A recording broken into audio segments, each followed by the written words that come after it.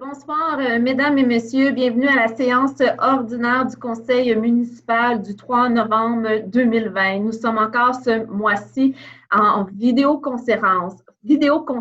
Donc, commençons avec le point 1, ouverture de la séance et mot d'ouverture. Donc, nous allons défiler les nombreux points, mais avant de commencer les points, j'aimerais souligner que le Conseil municipal de Contrecœur offre son soutien et ses sympathies aux familles des victimes de la ville de Québec, cette tragédie qui nous a tous touchés. Le conseil municipal aussi appuie la demande de la ville de Québec d'offrir plus de services en santé mentale dans les divers corps policiers de la province. Et nous tenons à souligner déjà les premières actions posées par le gouvernement provincial. Également, le conseil municipal est bien au fait que pendant la pandémie, ça peut être difficile pour de nombreuses personnes. Donc, on vous demande si vous connaissez quelqu'un ou si vous vivez une période un petit peu plus difficile, de communiquer au numéro 811 ou bien sûr, vous pouvez aussi communiquer ici à la mairie pour qu'on puisse vous aider à rediriger votre appel. Donc, commençons avec le point 2, adoption de l'ordre du jour de la séance. Je propose, Madame la mairesse, l'adoption de l'ordre du jour. Je seconde, Madame la mairesse. Monsieur Bérard a fait la proposition et Monsieur Gosselin appuie. Point 3, adoption du procès-verbal du conseil municipal de la séance ordinaire du 6 octobre 2020. J'en fais la proposition, Madame la mairesse. Et j'appuie. Monsieur Bérard a fait la proposition et Monsieur Gosselin appuie.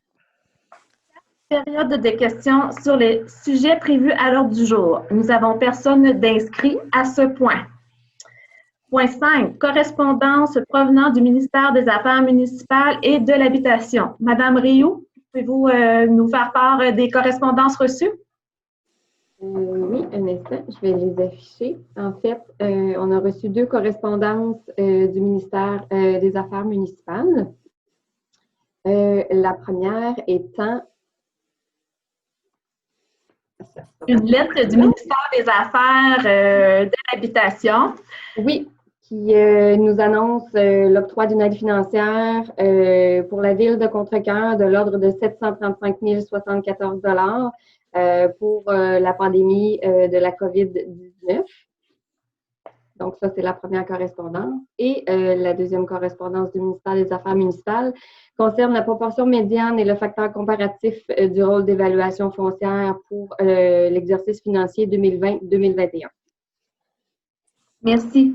Point 6, avis de motion 6.1. Avis de motion décrétant la prochaine adoption du règlement 1207-2020 modifiant les annexes B, C et D du règlement 1161-2019 relatif aux signaux de circulation afin d'ajouter un panneau d'arrêt et de limiter la vitesse en face des parcs municipaux à 30 km à l'heure.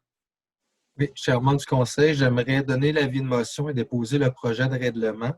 Donc, ça vient signifier que devant les parcs municipaux, comme disait la mairesse, la limite de vitesse sera de 30 km/h à partir de maintenant. Ensuite, concernant le panneau d'arrêt, il y aura un panneau d'arrêt qui sera installé au coin des rues Bourchemin et Caisse. Et enfin, pour signifier que la rue Hébert, afin d'aider à la circulation des écoliers, sera dorénavant un sens unique. Monsieur Paris en donne avis de motion.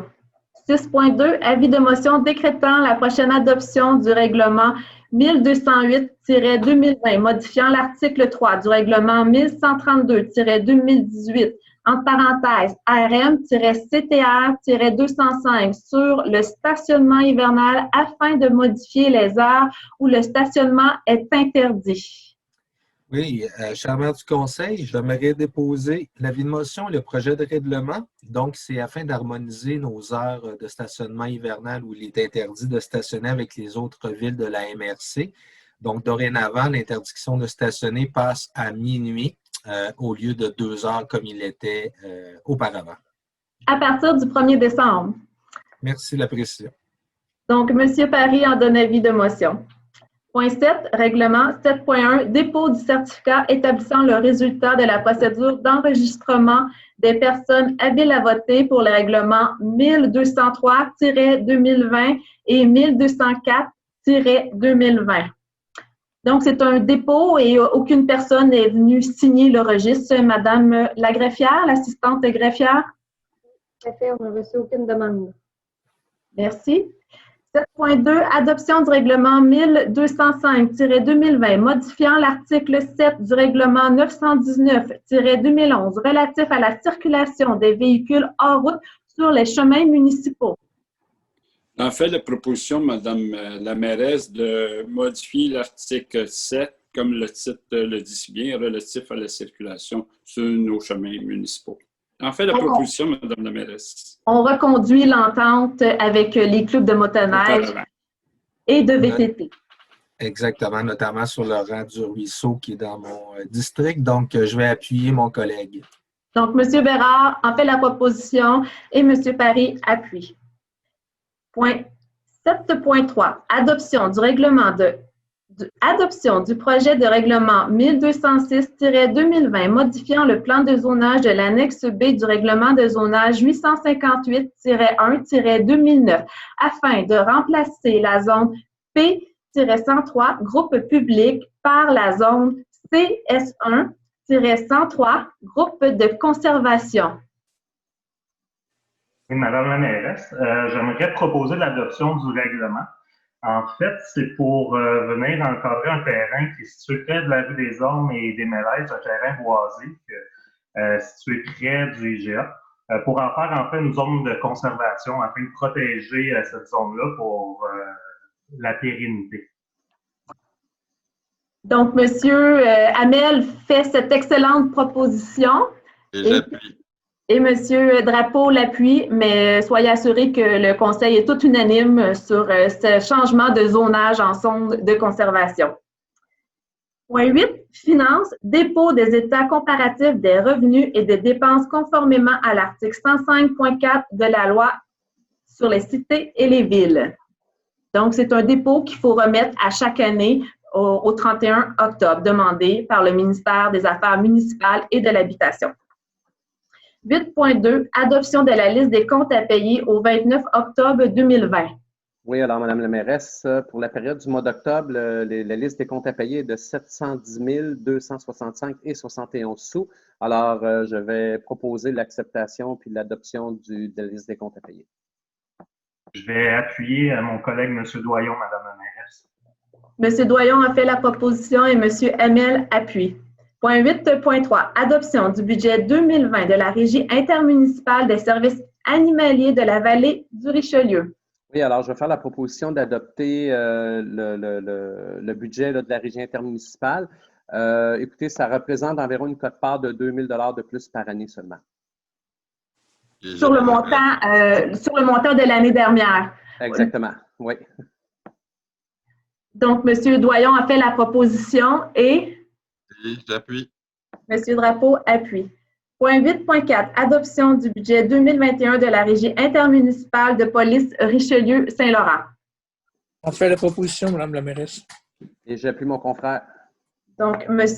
André Gosselin en fait la proposition et M.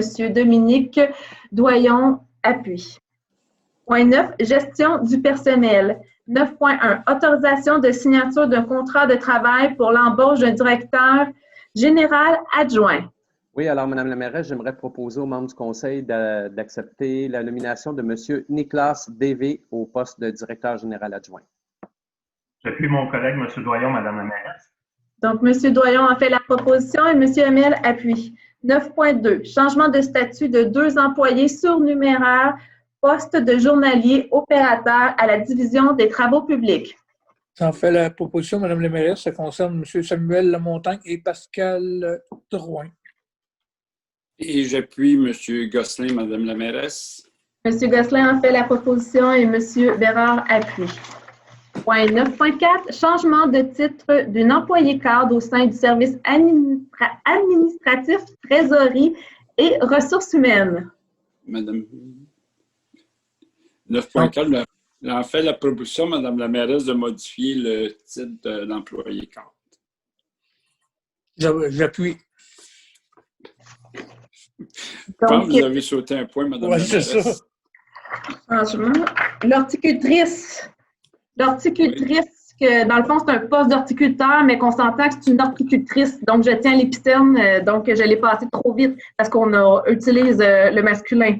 9.3. Changement de statut d'une employée surnuméraire, poste d'horticulteur à la division parcs et bâtiments. Donc, est-ce que j'ai un proposeur? Je propose. M. Gosselin propose. Et j'appuie Mme la mairesse. Et M. Bérard appuie. C'était le dernier point au bas de ma page. J'ai voulu tourner trop vite. 9.4. Là, on y va. Changement de titre d'une employée cadre au sein du service administratif, trésorerie et ressources humaines. On ajuste son titre. Donc, Mme Josée Lacombe deviendra chef du service de communication. J'en fais la proposition, comme tantôt. Monsieur Claude Bérard en fait la proposition et Monsieur Denis-Charles Drapeau appuie. Donc, nous sommes rendus au point 10, loisirs et culture. 10.1, autorisation de signature d'une entente de développement culturel avec le ministère de la Culture et des Communications.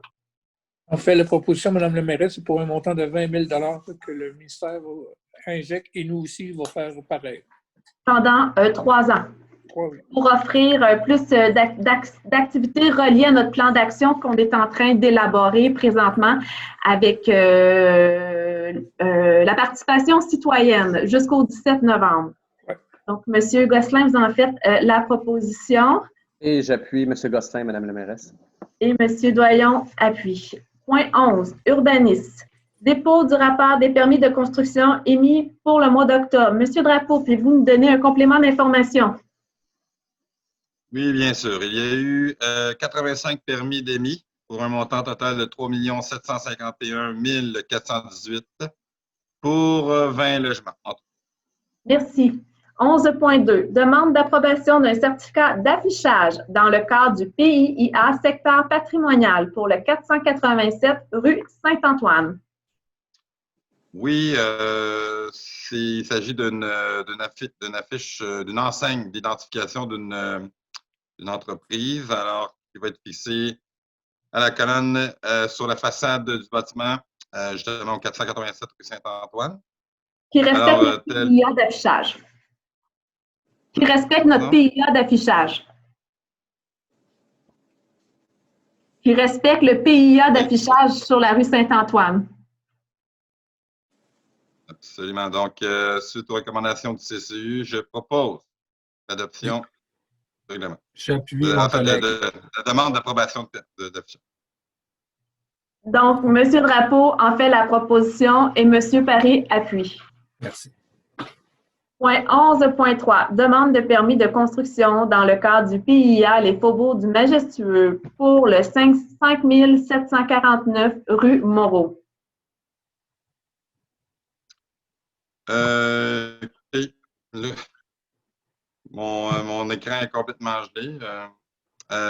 Suite aux recommandations du CCU, je propose d'adopter la demande de permis de construction. Et je vais appuyer mon collègue. Donc, M. Drapeau en fait la proposition Que ça, et M. Parry appuie le plan qui est conforme à nos critères. 11.4, demande de permis de construction dans le cadre du PIA Les Faubourgs du Majestueux pour le 1831 rue Caisse.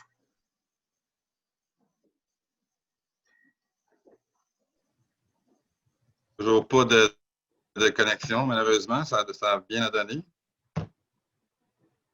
Monsieur Drapeau, préférez-vous que je transfère les points à quelqu'un d'autre présentement? Monsieur Parry pourrait peut-être...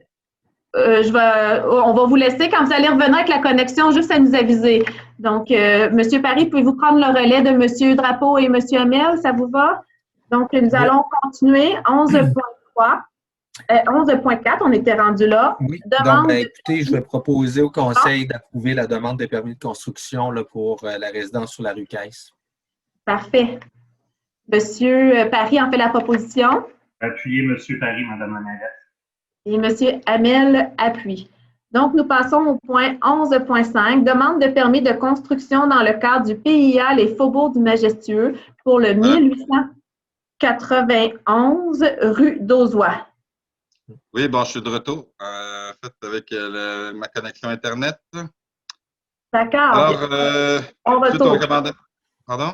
Bon retour.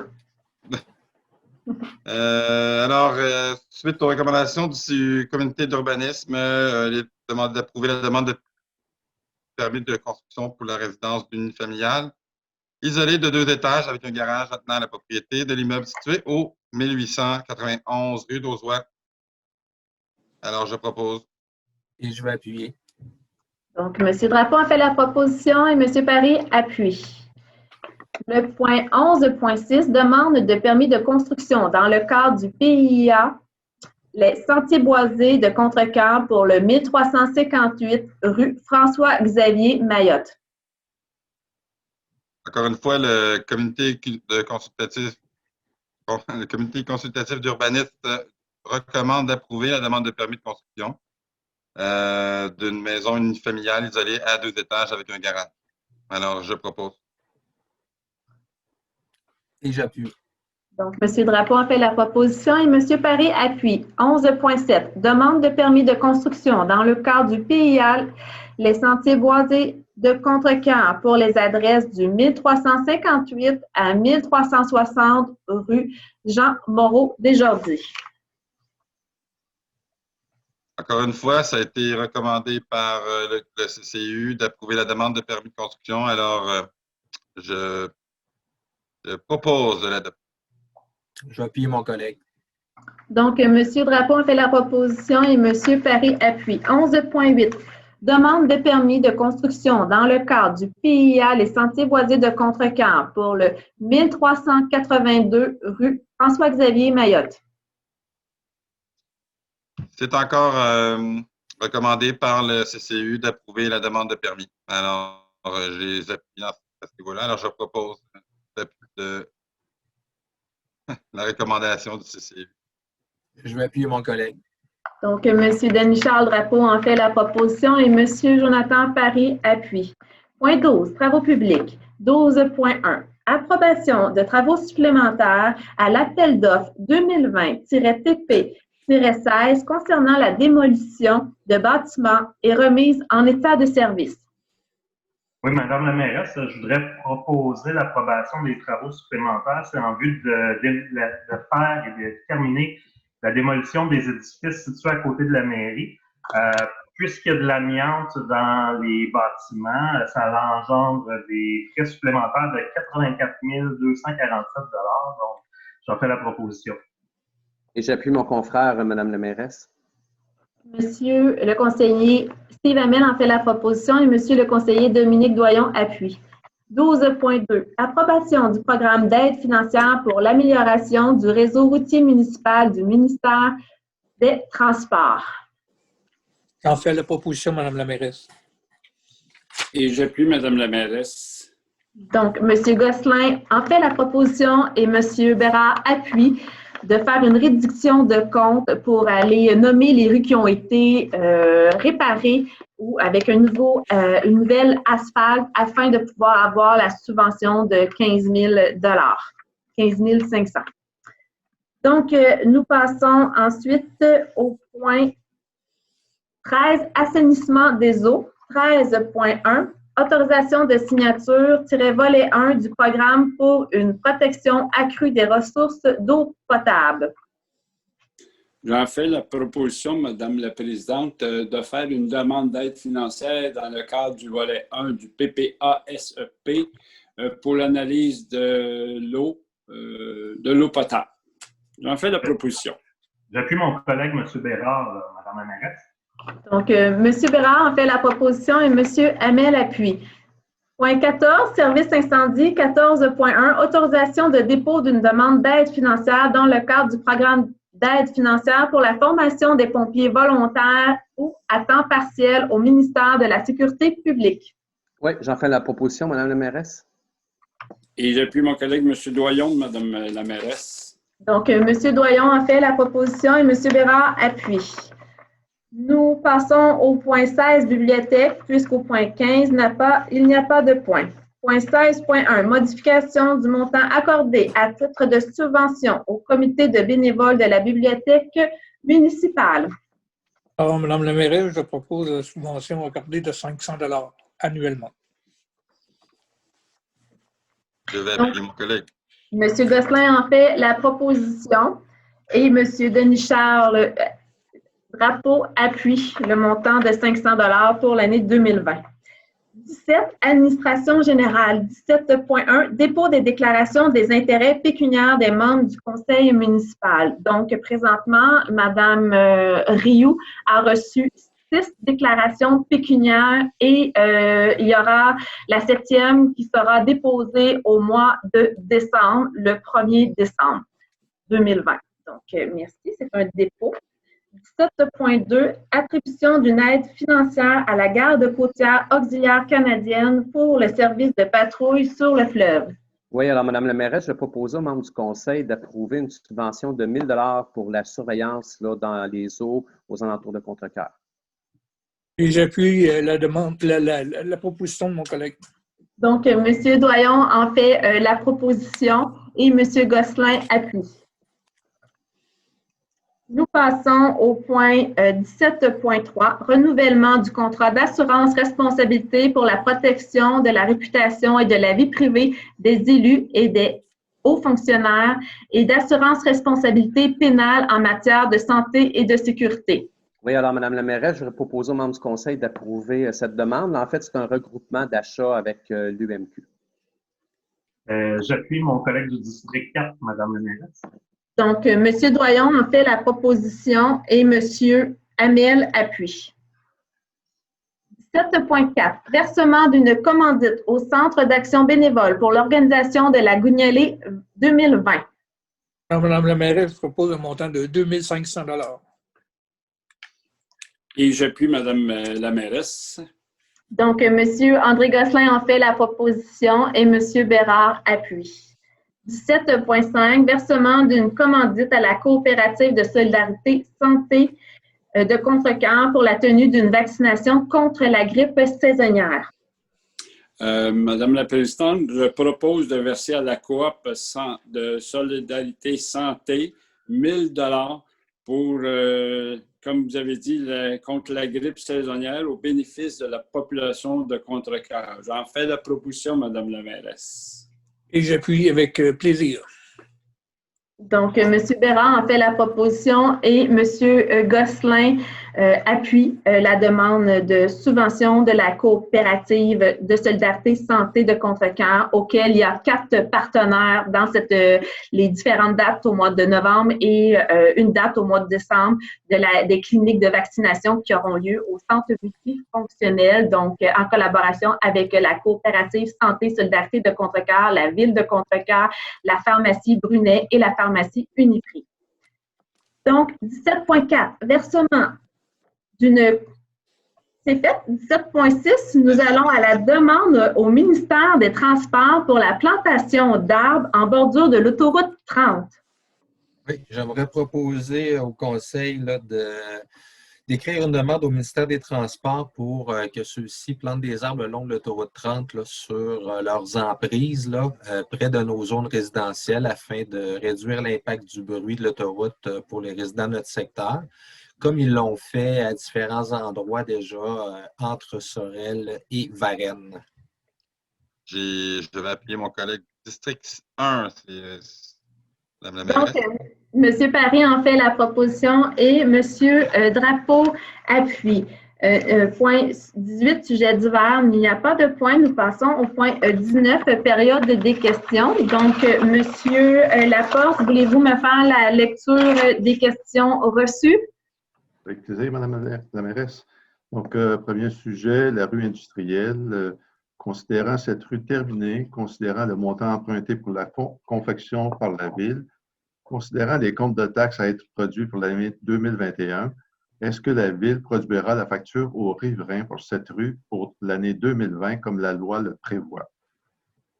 La facturation des taxes de secteur aux riverains se fait lors de l'envoi des comptes de taxes annuels.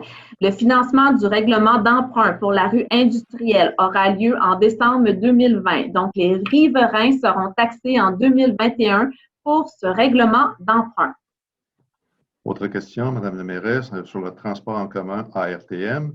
Donc, en septembre, l'ARTM a proposé un projet de refonte tarifaire pour l'ensemble du territoire de la CMM. Quel est l'impact des tarifs proposés pour les citoyens de Contrecœur qui utilisent le transport en commun? Principalement, le mode de tarification permettrait un tarif unique sur tout le territoire de Contrecœur. Ce mode de tarification devrait entraîner une baisse des tarifs pour nos utilisateurs à compter de juillet 2021 si le projet se concrétise. Car il faut vraiment rappeler que c'est une proposition présentement faite par l'ARTM. C'est pour ça qu'ils ont fait des consultations publiques, qui ont demandé d'avoir des mémoires. Là, le conseil d'administration va reprendre en considération tout ce qu'ils ont reçu pour revoir le projet et ensuite faire des modifications si nécessaire ou l'adopter par la suite. Madame la mairesse, quelle est la position de la Ville en rapport avec la refonte tarifaire proposée? À ce jour, la Ville de Contrecœur est favorable à cette refonte tarifaire de l'ARTM puisque c'est 700 titres tarifaires qui seront réduits à 3 zones tarifaires pour l'ensemble du territoire de la CMM. Une 4e zone serait créée pour 3 villes extérieures à la CMM, soit Saint-Jérôme, Sorel-Tracy et Saint-Jean-sur-Richelieu. En sous-question, le 27 octobre, l'ARTM a lancé une consultation publique sur son plan stratégique de développement, PSD, du transport collectif de la région métropolitaine. La Ville a-t-elle été consultée pour l'élaboration de ce plan? La Ville de Contrecœur est représentée par notre délégué de la Couronne-Sud, M. le maire Martin Danfous, sur le conseil d'administration de l'ARTM. De plus, des consultations publiques débuteront le 10 novembre et des mémoires pourront être déposées jusqu'en janvier 2021. Les commentaires de la Couronne-Sud, représentant notamment la Ville de Contrecœur, s'appuient sur plusieurs préoccupations, dont notamment le développement du transport collectif dans un contexte où les sources de revenus sont insuffisantes pour répondre à la croissance des besoins, le respect de la capacité de payer des municipalités, le retard important des couronnes en termes de part modale dans les transports collectifs et actifs, la planification systémique de mesures préférentielles, bus dans le cadre des projets de modification du réseau routier, réfection, construction, etc. Le développement d'un réseau performant en couronne afin de faciliter les accès aux points d'entrée du transport collectif, gare, terminus, etc., en autobus ou autres modes durables, la desserte intra-couronne et vers les pôles d'activité autres que le centre-ville de Montréal. La diversification des besoins de déplacement, par exemple dans un contexte de vieillissement de la population. L'adaptation proactive du réseau du transport collectif à l'arrivée de nouvelles technologies, véhicules autonomes, électrification des transports, application de transport sur demande, etc. Donc, en question encore par rapport à l'ARTM, pouvez-vous nous expliquer l'impact de ce plan proposé pour les citoyens de Contrecœur?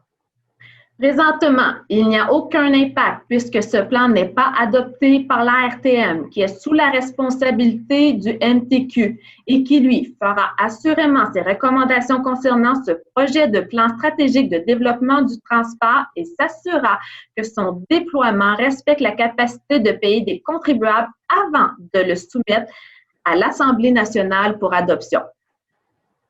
Les questions sur le développement économique, le consortium FTQ Immobilier et Grilly-Samuel. Madame la mairesse, lors de la dernière séance du Conseil, à ma question sur le contrôle du développement économique que la Ville a cédé au consortium Grilly-Samuel, Fonds de solidarité FTQ, vous répondez que effectivement le consortium FTQ Immobilier et Grilly-Samuel est le promoteur de ces terrains.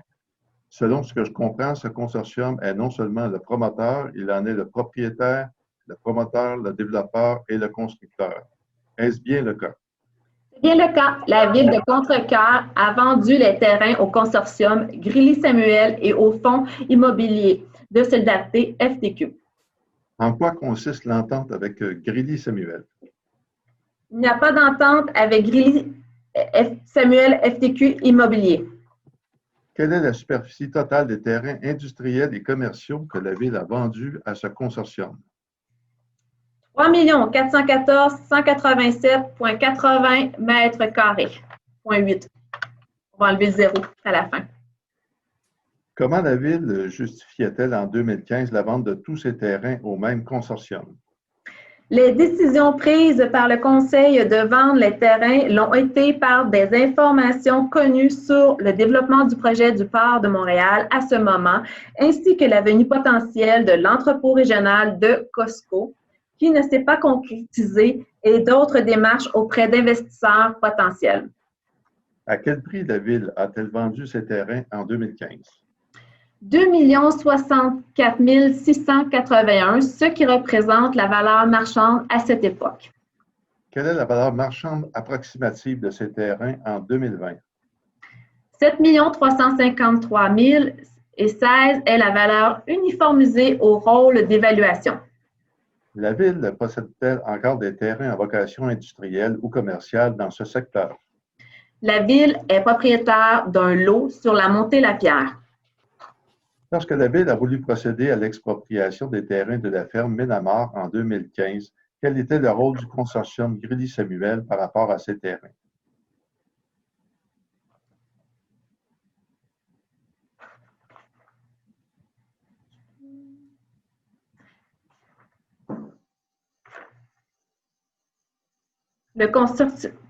Le consortium Grilly-Samuel FTQ n'avait aucun lien avec ce dossier. Sur un autre sujet, Mme la mairesse, le Grand Pécody. Madame la mairesse, au mois de juillet, vous annonciez que la Ville donnait le bâtiment et le terrain de l'ancienne usine Genfoot à l'OBNL, le Grand Pécody, conditionnellement à la construction de logements à prix abordable pour personnes âgées. À quel état est rendu ce projet? Le projet est rendu au stade d'évaluation des coûts. Combien de logements seront construits?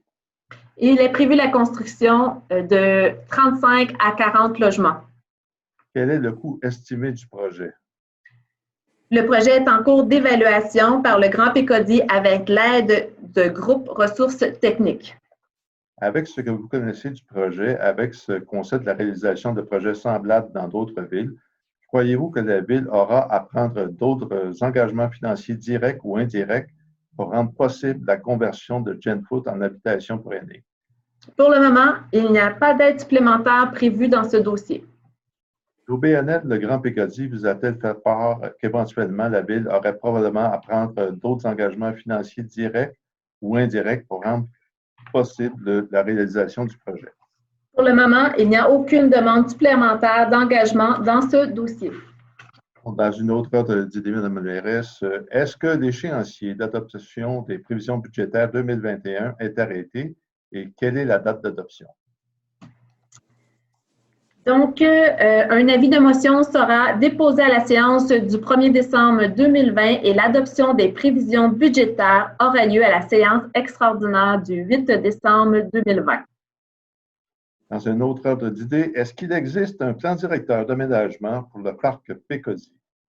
Oui, il existe un plan directeur des parcs adopté en 2016. Dans la section typologie et classification des parcs, il est mentionné que le parc Antoine Pécody vise à fournir les aménagements et les équipements nécessaires à la pratique d'activités à caractère unique ou hautement spécifique et à grand déploiement. Il va de soi que le bloc y est installé.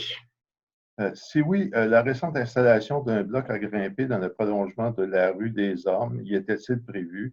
Ne considérez-vous pas que cet équipement était compatible avec la placette qui a été aménagée il y a quelques années? Cet équipement n'aurait-il pas dû se retrouver dans le secteur des jeux à grimper? Quel est l'âge de la clientèle visée?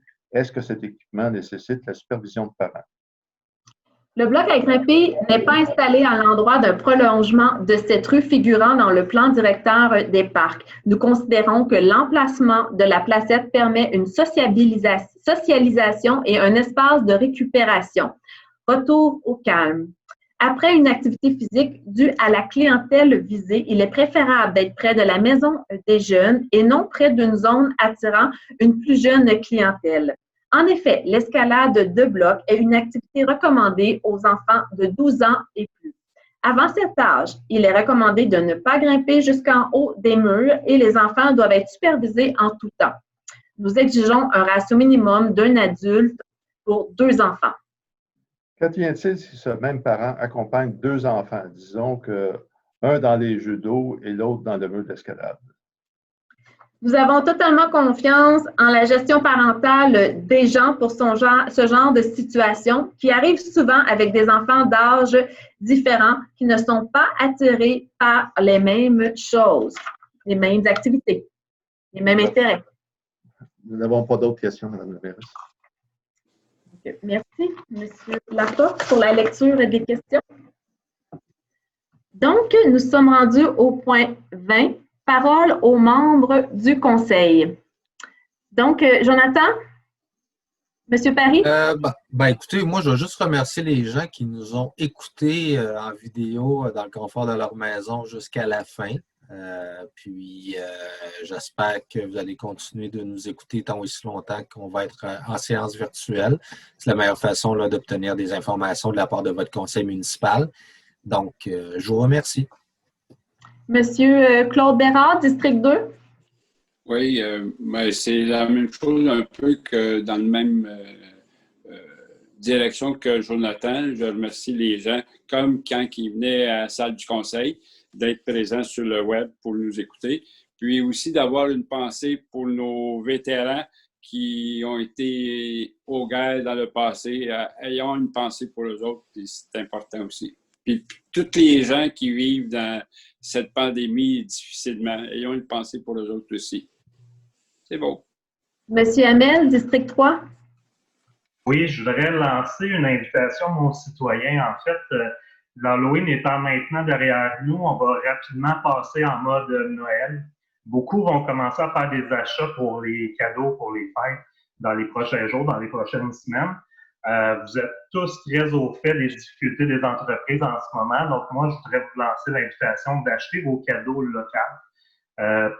Peut-être même préférablement d'acheter des certificats cadeaux chez vos restaurateurs pour offrir à la famille. Peu importe c'est quoi les cadeaux qui sont demandés et tout. On s'entend que Noël, c'est le temps de partager, de se rassembler, de se soutenir. Donc, je pense que c'est le moment idéal pour soutenir les entreprises en priorité cette année. Donc, c'est l'invitation que je veux faire aux citoyens. Dominique, M. Doyon, District 4. Oui, écoutez, je vais être un peu dans le même ordre d'idée que mon confrère, M. Paris, là, de remercier les gens de nous avoir regardés et écoutés, en espérant que vous soyez en grand nombre et puis que ça vous instruit beaucoup sur la vie municipale. Et j'aimerais aussi réenchérir sur M. Hamel qui a encore volé mon idée. Que je voulais inciter les gens à faire l'achat local. Donc, c'est très important pour nos commerces. Rue Saint-Antoine, rue Marie-Victorin, rue des Patriotes. C'est plein de beaux commerces. Allez-y, allez prendre une petite marche, puis venez les encourager. Voilà, merci. Merci. Monsieur Gosselin, District 5.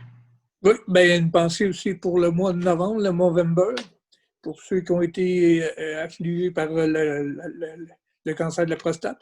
Et aussi, j'encourage les gens de notre municipalité à encourager et à participer à la guignolée. J'ai pas la date, je pense que c'est le 15 novembre. Alors, plus que jamais, le CAB a besoin de nous tous. Alors, serrons-nous les coudes et participons en grand nombre. Merci. Monsieur Denis-Charles Rappeau, District 6.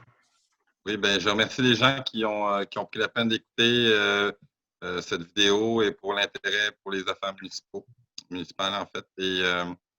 Et je partage en fait tout l'achat local, le Movember.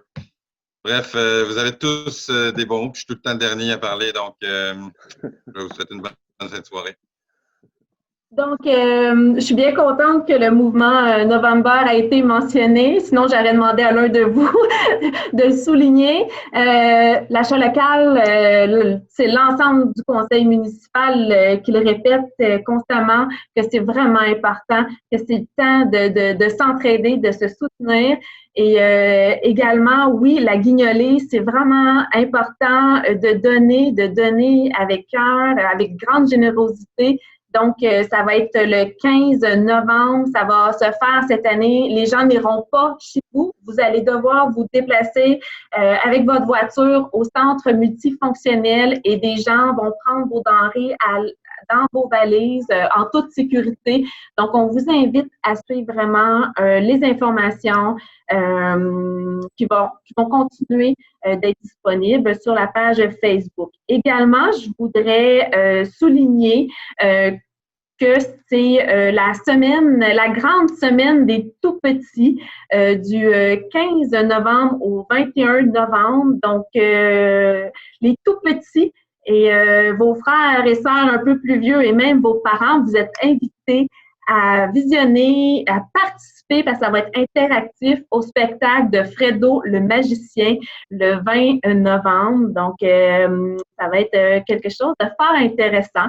Et également, je vous invite à suivre l'actualité municipale parce que la bibliothèque aussi va avoir des activités à proposer dans cette semaine. Donc, également, comme on a parlé, après le jour du souvenir, qui est vraiment important de souligner et de se commémorer les gens qui se sont battus pour nous, outre-mer, dans le fond. Et après ça, c'est sûr que les décorations de Noël, l'esprit de Noël va envahir notre communauté. Donc, encore là, on espère que vous allez participer à créer une belle ambiance festive, lumineuse dans la ville de Contrecœur pour égayer aussi les plus petits lorsqu'ils prennent des marches et qu'ils puissent voir les lutins et les Pères Noël à profusion. Donc, sur ce, on se voit le 1er décembre pour la séance ordinaire et le 8 décembre pour l'adoption des prévisions budgétaires. Donc, je vous souhaite à tous un bon visionnement et on se voit le mois prochain. Merci à monsieur. Une levée de séance avec un proposeur. Nous allons passer au point 21, levée de la séance. Donc, j'ai besoin d'un proposeur et d'un appuyeur. On fait la proposition, Madame la Présidente. Donc, M. Bérard en fait la proposition et M. Gosselin appuie. C'était assez simultané. Donc, merci à vous tous. À bientôt.